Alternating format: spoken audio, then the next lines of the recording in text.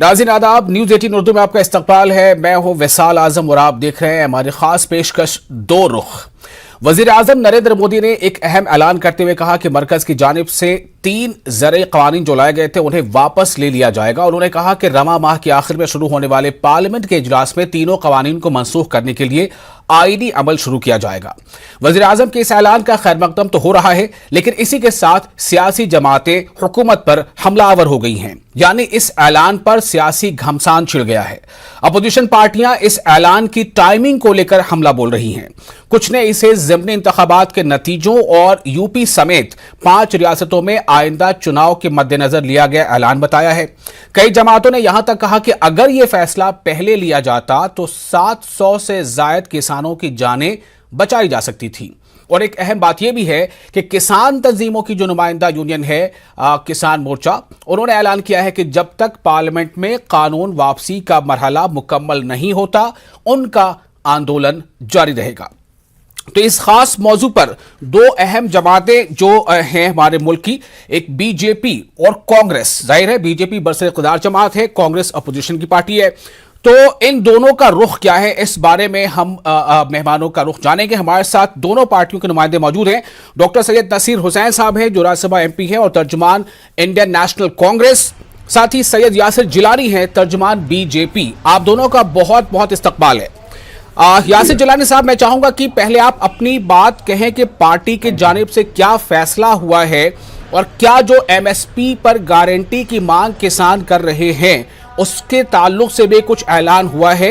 ये फैसला, ये ऐलान किस नौयत का है? अपनी बात पहले आप 1 मिनट में कर लीजिए, फिर मैं दूसरे मेहमान के पास जाऊंगा। यासिर जिलानी। देखिए, आज जो फैसला खास करके हमारे देश के वजीर आजम ने सुबह जब देश को संबोधित कर रहे थे, उन्होंने ये फैसला किसान के हित में लिया है। किसान जो एक लंबे अरसे से आंदोलन कर रहे थे और उस आंदोलन में हमने बहुत सारी चीजें देखी और हमारी कोशिश थी सरकार की कि एक बेहद शानदार जो कानून थे, तीनों कानून, उनको जो हमारे कृषि वैज्ञानिक हैं, कृषि के जानकार हैं, कृषि के एक्सपर्ट्स के साथ मिलकर वो कानून बनाया गया था किसानों के हित के लिए। किसान उससे फायदा उठा सकते हैं, लेकिन कहीं ना कहीं ये लगा कि कुछ किसान उससे सहमत नहीं रहे और उसके बाद एक आंदोलन का रूप सामने देखने को मिला और उस आंदोलन में जिस तरीके से पॉलिटिकल पार्टीज के इन्वॉल्वमेंट देखने को मिली, तो अब सरकार को लगा कि सरकार एक बेहद अहम और ऐतिहासिक फैसला आज किसानों के हित में, जो किसान अपनी मांग कर रहे थे जी, उनके हित में, जो खेतों में जो हमारे अन्नदाता जाना चाहिए, जो सड़कों पे, बॉर्डर पे और कहीं कहीं तंबू में बैठे हुए थे, उनसे आज वजीर आजम ने गुजारिश किया है कि वो अपने घर को लौटें और उनसे वायदा किया है कि आने वाले पार्लियामेंट के सेशन में ये तीनों कानून खत्म कर दिए जाएंगे। और मुझे लगता है कि अब जो लोग इस पे राजनीति कर रहे थे या जो राजनीति अभी भी देख रहे हैं, उन्हें समझना चाहिए कि ये फैसला जो है ये ऐतिहासिक फैसला है, किसानों के हित का फैसला है। किसान जो चाह रहे थे, जो अन्नदाता चाह रहे थे, उनके मुताबिक ये फैसला आया है। इसका खैर मकदम करते हैं, खैर मकदम किया जाना चाहिए। अपोजिशन जमात के एक नुमाइंदे, यानी एक जमात जो कांग्रेस है उसके नुमाइंदे हमारे साथ मौजूद हैं, डॉक्टर सैयद नसीर हुसैन साहब।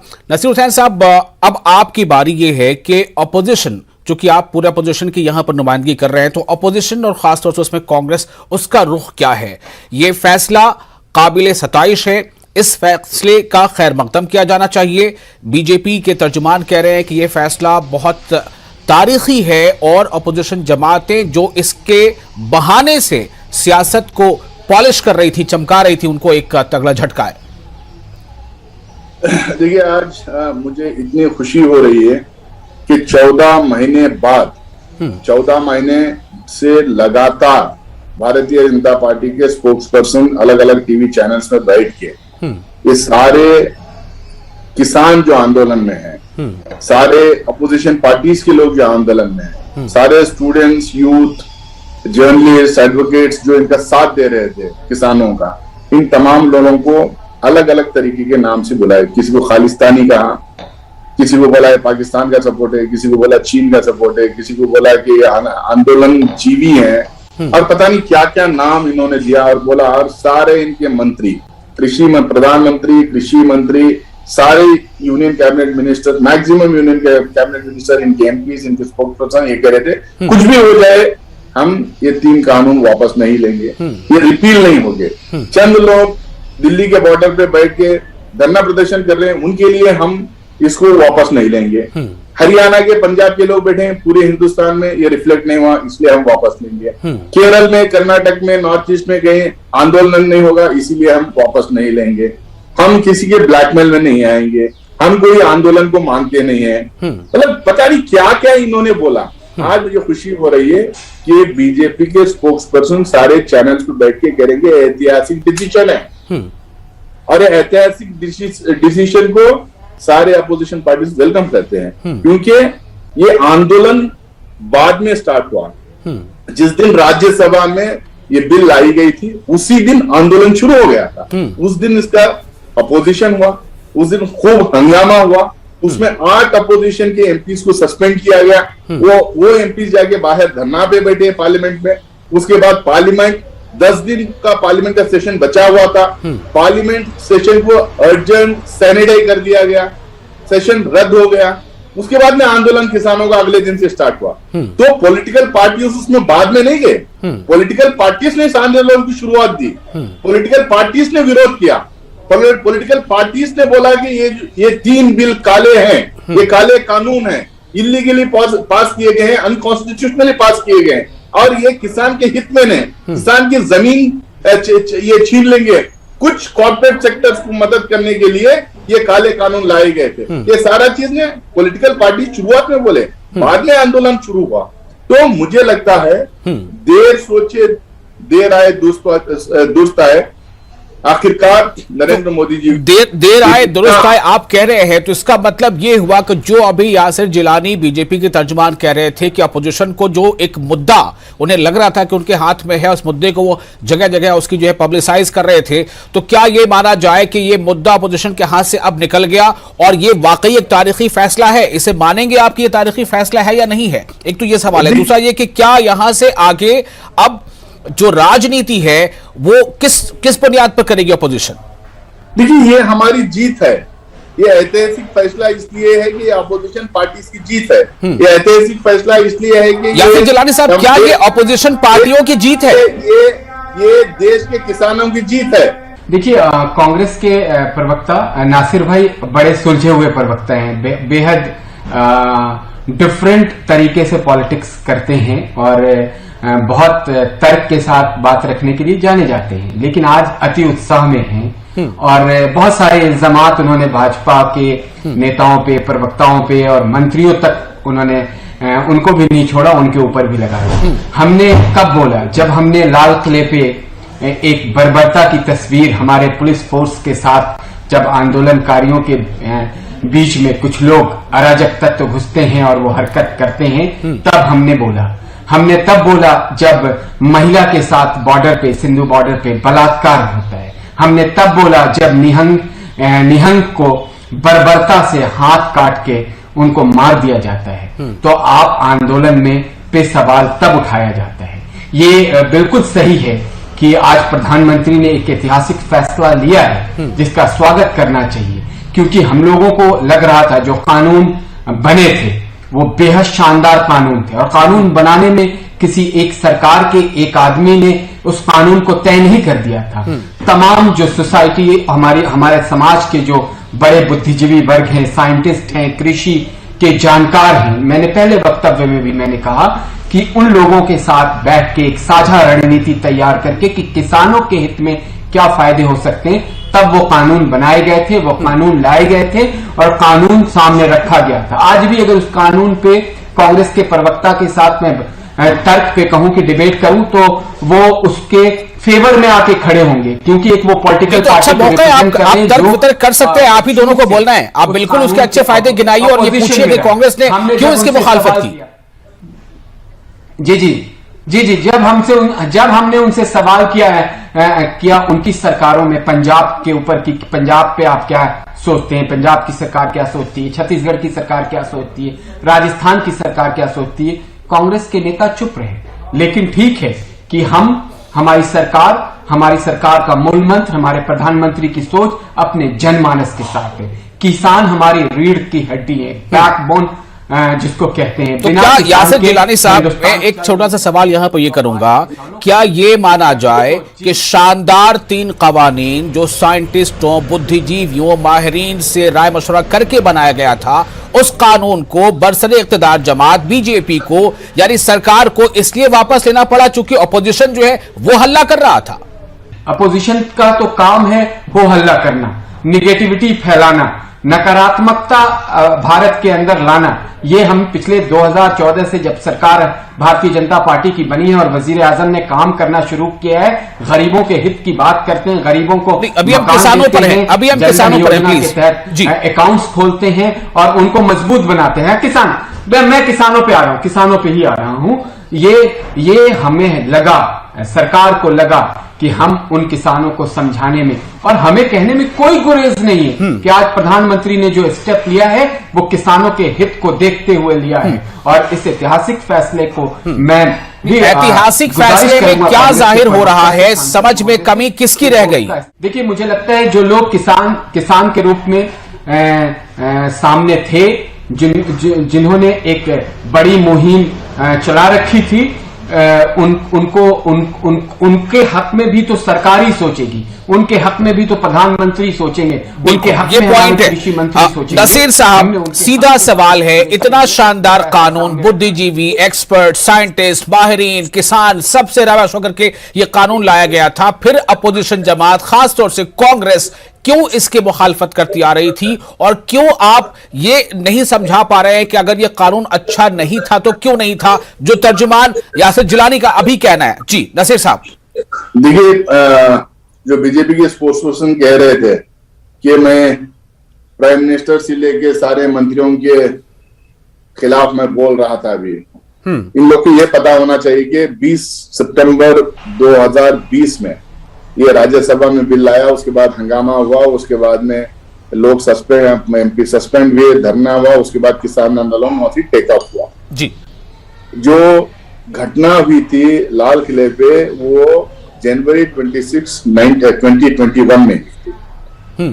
और ये जितने स्टेटमेंट्स तो दिए गए थे कि ये लोग खालिस्तानी हैं, ये लोग पाकिस्तान का सपोर्ट है, चीन का सपोर्ट है, टुकड़े टुकड़े गैंग है, आंदोलन जीवी है, ये सब जब धरना शुरू हुआ दिल्ली के बाहर, जब भी ये सारा चीज बोला गया था उनके खिलाफ में। हर मंत्री आता था, ये कुछ ना कुछ बोल के जाता था।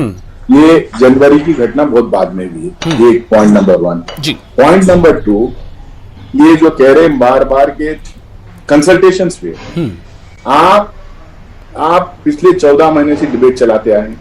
आप किसान संगठनों को पूछिए पूरे देश भर में, किसी ने ये किसान संगठन, इवन बीजेपी से जो जुड़ा हुआ किसान संगठन भी आज तक ये नहीं बोला गया कि उनसे कंसल्टेशन हुआ है। दूसरा, मैं तो पहले बार का सांसद हूं, इसके पहले हमारे हिंदुस्तान के पार्लियामेंट्री डेमोक्रेसी में very well established parliamentary institutions हैं। हम joint parliamentary committees, select parliamentary committees, ये सब पिछले 70-75 साल में ये इवॉल्व होके आए। और ये कमिटीज में 70-80% ऑफ द बिल्स जाया करते थे, क्योंकि पार्लियामेंट में कम टाइम होता है, कम टाइम दिया जाता है डिबेट के लिए, तो डिटेल में डिबेट नहीं हो सकता है। तो इसीलिए ये कमिटीज में सारे बिल्स जाते हैं, वहां पे डिस्कशन होते हैं, कंसल्टेशंस होते हैं, और वहां पे स्टेक होल्डर्स को भी बुलाया जाता है। उसके बाद जो है एक राय बनती है, वो राय बनने के बाद में उसको पार्लियामेंट में लिया जाता है। जी, आप 2014 के पहले साहब, मैं एक सवाल यहाँ पे करूंगा कि जो बातें आप बता रहे हैं और पीएम ने जो कहा है, उन्होंने ये कहा है कि बेशक हमारी तपस्या में ही कुछ कमी रह गई होगी कि हम कुछ लोगों को समझा नहीं पाए, तो क्या इसे एक अच्छा जेस्चर नहीं माना जाए कि सरकार है, ठीक है, गलती सरकार से हो सकती है, वो समझा नहीं पाए, उन्होंने उसको मान लिया, तो इसका तो आप वेलकम करेंगे? नहीं, मेरी बात पहले तो मुझे 1 मिनट टाइम दीजिए, मैं बोल दूंगा। जी बोलिए। देखिए 2014 के पहले यूपीए की जब सरकार थी तो 77% of the bills select committees को या जेपीसी को, ज्वाइंट पार्लियामेंट्री कमिटीज को जाते थे।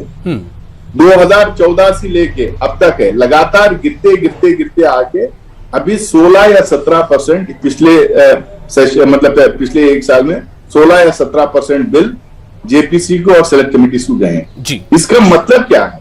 सरकार क्योंकि इनके पास ब्रूट मेजोरिटी है लोकसभा में और कंफर्टेबल मैनेज्ड मेजोरिटी है राज्यसभा में, तो ये बुलडोज करना चाह रहे हैं, ये थोपना चाह रहे हैं देश के लोगों के ऊपर। भाई हम ये बिल लेके आ गए, कहीं किसी ने बाबू ने बैठ के कहीं लिख दिया, वो बिल को लेके आए, आज जो है हाथ उठाए, कोई डिस्कशन ना डिबेट, अपोजिशन के लोग हंगामा करते रहे, हम इसको पास कर दें।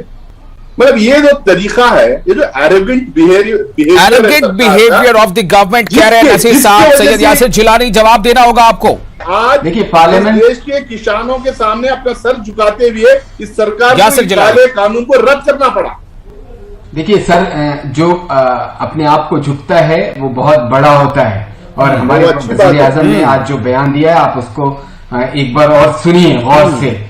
इस तरह की बात कभी किसी प्रधानमंत्री ने नहीं कही है। हमने भी पॉलिटिकल जो एक पूरा का पूरा सिचुएशन रहा है पिछले 30 साल से देखा नहीं होगा तो पढ़ के समझने की कोशिश करिए। आप पार्लियामेंट के पूरे प्रोसीजर को समझाने की कोशिश कर रहे हैं। 2014 से पहले भी पार्लियामेंट को लोगों ने देखा है कि क्या पार्लियामेंट में होते थे, और आप खुद अपने आप को स्वीकार कर रहे हैं भारत के सामने कि आप इतने कमजोर हैं कि आपकी हर बात को रूल्ड आउट कर दिया जाता है, क्योंकि आप किसी सच के साथ खड़े नहीं होते हैं। आप तथ्य और तर्क को समझने की कोशिश नहीं करते हैं। झूठ के बुनियाद पे अगर आप पार्लियामेंट के अंदर भी किसी चीज को लाएंगे तो वहां आपकी बातों को वहां के प्रोसीजर के अकॉर्डिंग रूल्ड आउट किया जाएगा। तो आप अपोजिशन की बड़ी जमात होने के बाद भी आपने अपनी सिचुएशन को कहां लाके खड़ा है, ये आपको सोचने की जरूरत है। लेकिन आज भारत के लोग प्रशंसा कर रहे हैं। आज भारत के किसान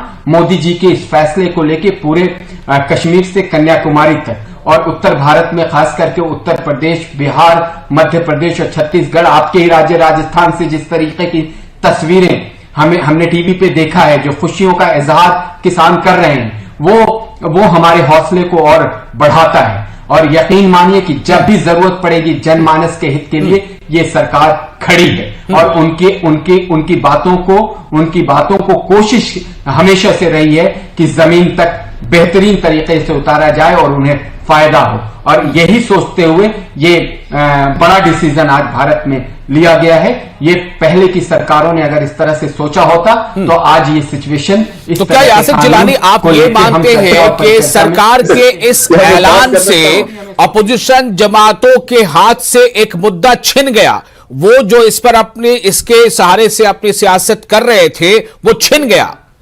विशाल आजम साहब, आप देखिए, आप खुद देख रहे हैं कि एक पिछले 1-1.5 साल से क्या सिचुएशन बना रखी। बात इन्होंने सच कही कि पिछले 1.5 साल से टीवी की डिबेट में हमने देखा है कि किस तरीके से किसानों के हित को सोचते हुए एक डिबेट करी गई और एक किसानों के कंधे पे बंदूक या उस पर सवारी करते हुए अपनी राजनीतिक रोटी को और बड़ा करने के लिए राजनीतिक अपनी भूमि को ढूंढते हुए एक लोग राजनीति करते रहे।